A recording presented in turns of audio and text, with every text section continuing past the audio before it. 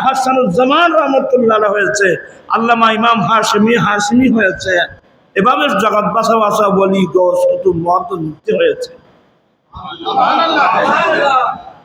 আল্লামা আহসানুজ্জামান রহমতুল্লাহ আলাইহি আমার ভাই ফুরকান হাশিমি হুজুরের কিছু মলফুজাত যেগুলো বর্ণনা করেছেন, এসে এগুলো হুজুরের মন গড়া কথা না, এগুলো কোরআন শরীফের আয়াত। সুম্মা আওরাসানাল কিতাবাল্লাযীনা মিন ইবাদিনা ফামিনহুম যালিমুন লিনাফসিহি ওয়া মিনহুম মুকতাসিদ ওয়া মিনহুম সাবিকুন বিল খায়রাত বিইজনিল্লাহ। অবশ্য ঠিক আছে না? আল্লাহ বলেন, আমার বান্দাদের মধ্যে আমি যাদেরকে ইলমে দ্বীনের জন্য আমি নির্বাচিত করেছি, আল্লাহর বান্দাদের মধ্যে যাদেরকে আমি কিতাবের ইলম বানানোর দেওয়ার জন্য, ওয়ারিস বানানোর জন্য নির্বাচিত করেছি।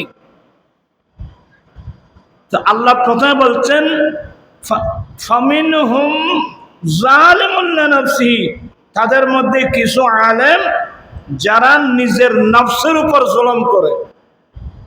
দেখেন আল্লাহ এগুলো বলে দিয়েছেন, অর্থাৎ যারা নফসের উপর জুলুম করে মানে আলেম, কিন্তু যে ইলম শিখছে সে ইলমের উপর কি নেই, আমল নেই। ইলম আছে কিন্তু আমল নেই, অর্থাৎ আমল নেই, আমল ছাড়া আলেম। আমাদের মতো আর কি, আমাদের আমল ছাড়া আমরা ইলম পড়ি, অনেক বড় বড়, কিন্তু আমল নেই। আছে না? এই ধরনের আছে না? এটা এগুলো মূলত কোরআন শরীফ থেকে বলছেন। ইলম আছে কিন্তু কি নেই, আমার রাসূল কি বলছেন? মান আমিলা বিমা আলিমা ওয়ারাসাহুল্লাহু মা লাম ইয়ালাম। তুমি যা শিখছো সে মোতাবেক, তুমি যা শিখছো, যতটুকু শিখছো, যা শিখছো সেই মোতাবেক যদি তোমরা আমল করো, আল্লাহ এমন ইলম দান করবেন যে ইলমগুলো সে আগে জানতো না। এদেরকে বলা হয় ইলমে লুদুন্নি। এদেরকে কোন ইলম বলা হয়? যেমন আল্লাহ ইলমে লুদুন্নি হযরত সাইয়েদনা খিদির আলাইহিস সালামকে ইলমে লুদুন্নি দিয়েছেন। মিন ইনদিনা ইলমা, এটা ইলমে লুদুন্নি। ইলমে লুদুন্নির এক মানে ইলমে গায়েব, গায়েবের ইলম। আমার রাসূলের দরবারে মশহুর হলো 70 জন, এমনি কিন্তু প্রায় 400 জনের মতো মশহুর 70 জন আসহাবে কাহাফ। এদেরকে আসহাবে সুফা, এদেরকে আসহাবে সুফা বলা হয়। এই সুফি শব্দ সুফা থেকে, সুফি শব্দ সুফা থেকে, কিন্তু বর্তমান সুফির সাথে সফার সাথে কোনো কি নেই, কোনো মিল নেই। এগুলো শুধু আমরা শব্দ বলি আর কি, শব্দ উচ্চারণ করি। ওই সুফি সুফা, যারা সুফি, সুফা থেকে সুফি। আবার এখানে এদিকে গেলে আবার আমি দূরে চলে যাব, সুফি তাসাউফ। তাসাউফের 2000-এর ঊর্ধ্বে ডেফিনিশন আছে। কত? 2000-এর ঊর্ধ্বে তাসাউফের ডেফিনিশন আছে। লিখতেছেন শেখ মুহাক্কিক দেলভী রাহমাতুল্লাহ আলাইহি। তো এত লম্বা, এগুলো আমাদের ব্রেইনও কভার করবে না, আমরা বুঝবো না। তো প্রথম আসহাবে সুফা থেকে, সুফি মানে ওদেরকে আল্লাহর কোরআন বলছেন লিল ফুকারাইল্লাযীনা উহসিরু ফি সাবিলিল্লাহ। ওরা ফকির, ওরা গরীব, কাঙ্গাল ফকির, যারা আত্মনিয়োগ দিয়েছিলেন সম্পূর্ণ দ্বীনের জন্য, সুবহানাল্লাহ, ওরা আত্মনিয়োগ দিয়েছিলেন কিসের জন্য? আর সহযোগিতা করিবে। আমার আল্লাহ বলেন, লা ইয়াস্তাতিউনা দারবাম ফিল আরদ, এরা এমন গরীব, এরা এমন কাঙ্গাল, যাদের কোনো ব্যবসা বাণিজ্য ছিল না, যাদের কোনো ব্যবসা বাণিজ্য ছিল না। লা ইয়াস্তাতিউনা দারবাম ফিল আরদ,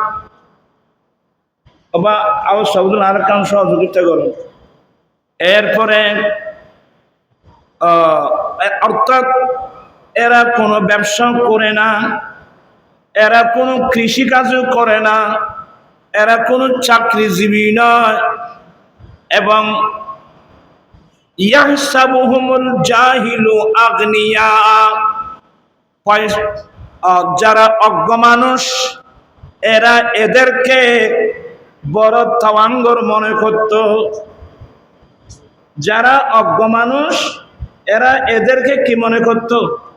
তাওয়াঙ্গর। কারণ ওরা ব্যবসাও করে না, চাকরি করে না, ওরা ব্যবসাও করে না, চাকরি করে না, এবং কোন লা ইয়াসআলুনান নাস ইলহাফা, ওই গরীব মিসকিন কাঙ্গাল অসহায় মানুষ খিদার জ্বালা সহ্য করতে না পেরে যেভাবে খেঁদে খেঁদে ভিক্ষা চায়, এগুলো করে না। কিরে, এরা তো ব্যবসাও করে না, চাকরিও করে না, এরা কারো কাছে ভিক্ষাও চায় না, নিশ্চয় এরা বড় বড় কি, এরা বড় বড় পয়সাওয়ালা মানুষ, এরা ধনী মানুষ। আল্লাহ বলেন, তারিফুহুম বিসীমাহুম লা ইয়াসআলুনান নাস ইলহাফা, কিন্তু এদের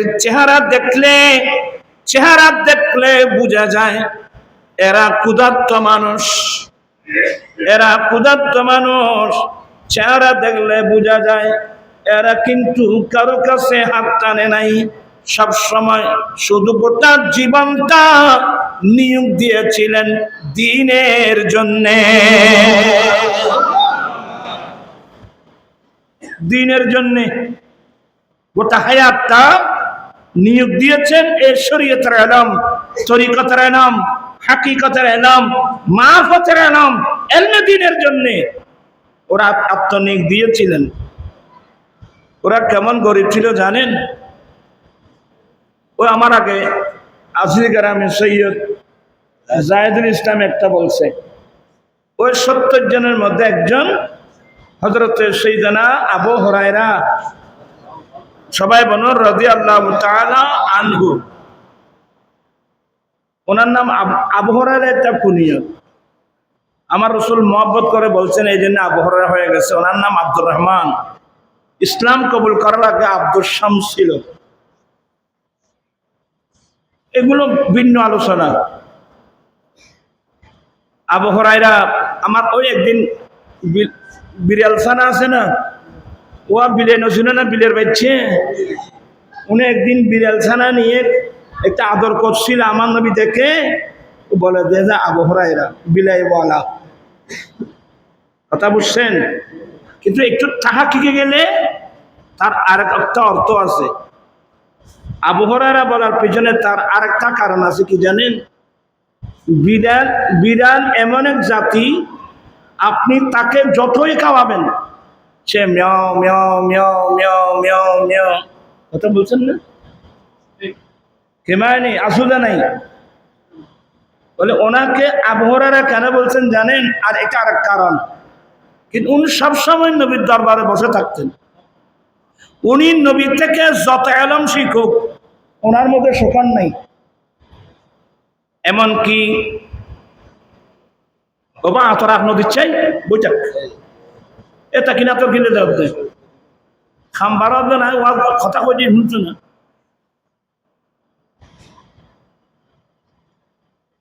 হযরত আবু হুরায়রা রাদিয়াল্লাহু তাআলা আনহু এমন একজন ব্যক্তি, আমার রসুলের হুজরা শরীফের দরজা যদি বন্ধ থাকতো, কারণ আল্লাহ তো আয়াত নাযিল করছেন, সাবধান তোমরা আমার নবীকে অন্য মানুষকে যেভাবে ডাকো আমার নবীকে সেভাবে ডাকবা না।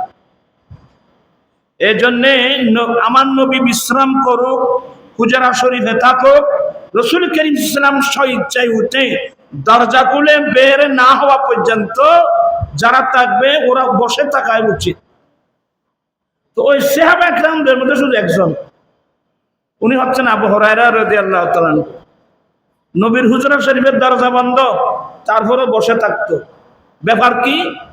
বলে আমার নবী কোন সময় হুজরা শরীফের দরওয়াজা খুলে কোন হাদিসটা বর্ণনা করবেন, এটা শোনার জন্যে আমি দরবারে মুস্তাফায় বসে থাকতাম।